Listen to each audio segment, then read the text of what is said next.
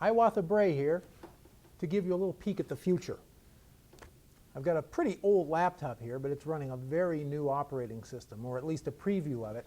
This is a preview of the new Windows 8 operating system from Microsoft that's supposed to appear sometime next year. Nobody's sure when. Some say spring, some say fall. But either way, get ready. About half of us are still running Windows XP, which is 10 years old.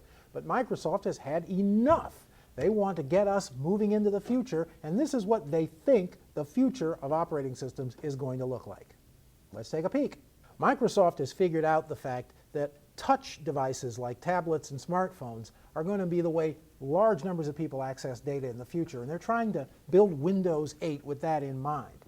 Its basic user interface, when you start it up, is really oriented more toward touch devices. Instead of the classic start button, you get a start screen, and that screen is covered with little miniature programs or apps, which Microsoft calls tiles. These apps are actually live in many cases. They're constantly updating themselves with stuff from your Facebook page or your Twitter feed or the latest news headlines or stock quotes. It all happens automatically behind the scenes.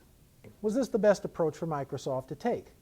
Maybe they should have gone more in the direction of Apple, which made a purpose-built operating system for touch devices and then a separate operating system for their desktop Macintosh computers. I tend to think that's probably a cleaner solution.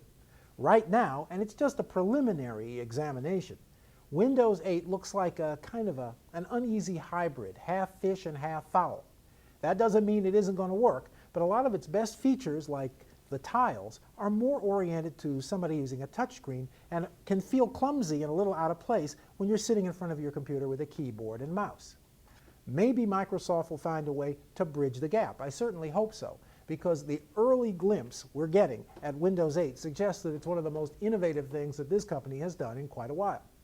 From the Tech Lab, this is Hiawatha Bray.